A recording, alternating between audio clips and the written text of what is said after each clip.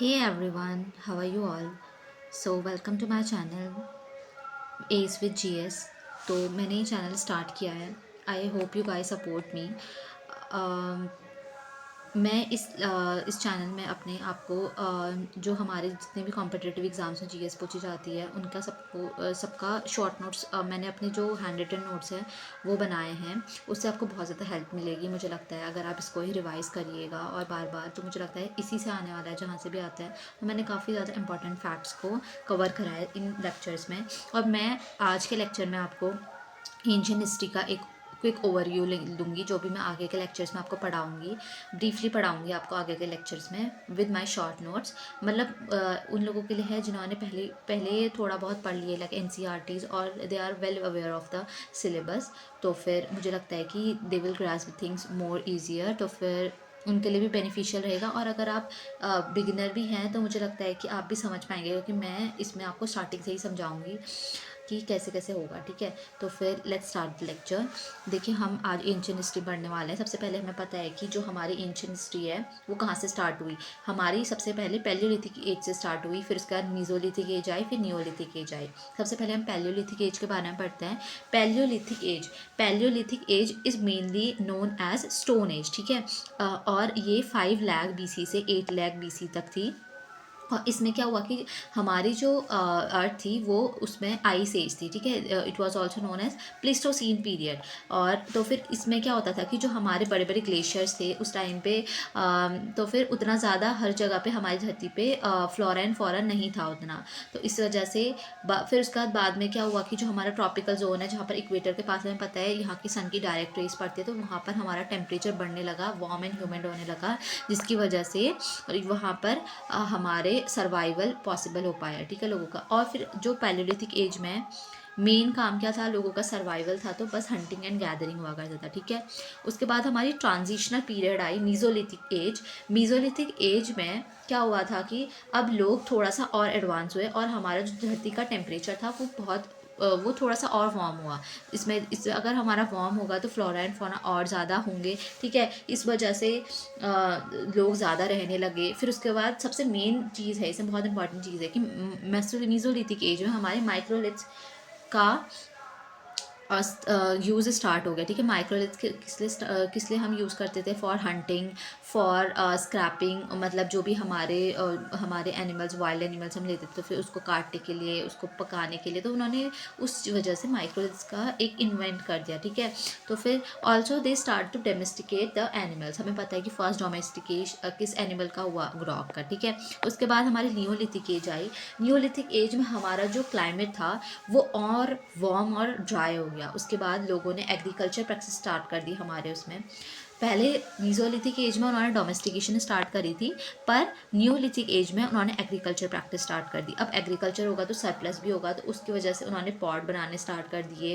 और उन्होंने ट्रेडिंग करनी भी स्टार्ट कर दी. हमें पता है कि न्यूलिथिक एज में हमारे काफ़ी ज़्यादा जैसे मेसोपोटामिया हो गया, और हमें पता है इजिप्शियन सिविलाइजेशन भी काफ़ी पहले आ गई थी. तो उन सब से हमने ट्रेड करना स्टार्ट कर दिया. ठीक है, उसके बाद मोस्ट इंपॉर्टेंट हमारी सिविलाइजेशन आई after neolithic age which was Indus valley civilisation. We know that Indus valley civilisation is very advance and is also very urban. तो अर्बन सिविलाइजेशन भी बोलते हैं हमें इंडस वैली सिविलाइजेशन के बारे में कैसे पता चला, एक्सकेवेशन से. ठीक है, और इसकी लैंग्वेज अभी तक तो हमने डिसाइफर नहीं करी है और काफ़ी ज़्यादा पिक्टोग्राफिक थी इनकी जो लैंग्वेज थी. ठीक है, तो फिर जो आईवीसी थी, आईवीसी मेनली ब्रॉन्ज सिविलाइजेशन थी. इसमें ब्रॉन्ज का यूज़ बहुत ज़्यादा होने लगा. देखिए ब्रॉन्ज जो होता है वो एक अलॉय होता है, किसका, कॉपर और टिन का. कॉपर जो था वो इंडिया में तो मिल जाता था, बट टिन के लिए हम कहाँ से उसको इम्पोर्ट करते थे, अफगानिस्तान से. ठीक है, और उससे हमारा ब्रॉन्ज बन जाता था. अब ये ब्रॉन्ज सिविलाइजेशन तो एडवांस थी, पर इसके बाद जो आई वो हमारी चालकोलिथिक एज आई. Chalcolithic age was not very advance because we use only copper in it. तो फिर जब इंडस वैली सिविलाइजेशन का डिक्लाइन हुआ तो लोग क्या करें, जो उन लोगों ने क्या करा कि एडजेसेंट एरियाज़ में रहना स्टार्ट कर दिया. तो उस वजह से लोगों ने वहाँ लोग इतने एडवांस थे, वो रूरल लाइफ जीने लगे, जिसकी वजह से चारकोलिथिक एज स्टार्ट हुई। तो फिर हमारी एक बार पहले पैलियोलिथिक, नियोलिथिक, मीजोलिथिक, फिर इंडस वैली सिविलाइजेशन तो अर्बन थी, पर उसके बाद हमारी चारकोलिथिक का एज है। मतलब पहले तो हमारी अगर हम सीरीज़ के अकॉर्डिंग चले तो कॉपर के बाद ब्रॉन्ज आना चाहिए, पर हमारी ब्रॉन्ज पहले आई, उसके बाद कॉपर आई, ठीक है। इसके बाद क्या हुआ कि हाँ, हमें पता है चारकोलिथिक एज 1500 बीसी में रूरल सिविलाइजेशन थी। इसके बाद हमारी चारकोलिथिक एज के बाद हमारी वैदिक एज आई। अब वैदिक एज में आयरन का यूज़ होने लगा। हमें पता है कि जो हमारा मेनली जो आर्यंस थे, आर्यन आए इसमें, Aryans were Indo Greeks, they were like, वो सेंट्रल एशिया से आए थे, ठीक है। तो फिर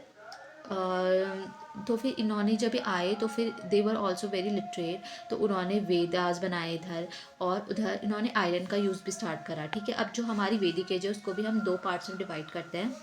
फर्स्ट है अर्ली और दूसरा है लेटर। अर्ली आई हमारी 1500 टू 1000 बीसी, जिसमें हमारा ऋग्वेद लिखा गया। लेटर आई थी हमारी 1000 टू 6000 बीसी, जो कि जिसमें कि हमें पता है कि एक तो बुद्धिज्म एंड जैनिज्म आने लग गए। अब जो हमारे आर्यंस आए थे वो काफ़ी ज़्यादा, उन्होंने एक तरह से करप्शन कर दिया हमारे धर्म में भी, और ये सब वो उन्होंने काफ़ी ज़्यादा, तो फिर लोग उनसे, मतलब लोगों का धर्म में से उतना ज़्यादा विश्वास रहा नहीं, तो फिर उन्होंने बुद्धिज़्म और जैनिज़्म अडॉप्ट करना स्टार्ट कर दिया। ये इस टाइम पे बहुत ज़्यादा प्रोपोगेट हुए, और लोगों ने काफ़ी ज़्यादा इन्फ्लुएंस रहा इनका लोगों पे, because they were not idolising, और वो किसी भी धर्म को ऐसे नहीं मानते थे, वो ज़्यादा इन सब चीज़ों में नहीं मानते थे। तो फिर और उसके बाद दूसरा था कि महाजनपदा भी स्टार्ट हुआ। हमें पता है कि 16 नंबर थे, मगध मोस्ट इम्पॉर्टेंट था।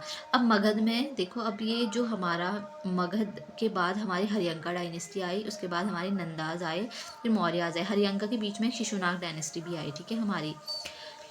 और हमें पता है फिर उसके बाद मौर्य में हमें पता है जो अशोक था, अशोक ने धम्मा की पॉलिसी अडॉप्ट करती थी। तो उसके बाद क्या हुआ कि उसका उतना ज़्यादा अपने किंगडम के प्रति और उसका वॉर एंड कन्क्वेस्ट इन सब चीज़ों में ज़्यादा इंटरेस्ट था नहीं। तो फिर लोगों, तो छोटे छोटे उधर हमारे लोग वो किंग, छोटे छोटे और प्रोविंसेस बन गए, और ज़्यादा हमारे रूरल किंग्स बन गए और रीजनल किंग्स बन गए। तो फिर उसकी वजह से हमारे इंडो ग्रीक्स, अब इन्वेजन स्टार्ट हो गया बाहर से, जिससे कि इंडो ग्रीक्स आए, एक्सटर्नल इन्वेजन स्टार्ट में इंडो ग्रीक्स आ गया। और शुंगास, एक तो हमारे अशोका के बाद हमें पता है कि लास्ट अशोकन रूलर जो था हमारा, उसको जो हमारा सॉरी लास्ट जो हमारा मौर्यन रूलर था, जो कि हमारा हमें पता है कि लास्ट मौर्यन रूलर में हमारा था धनानंदा,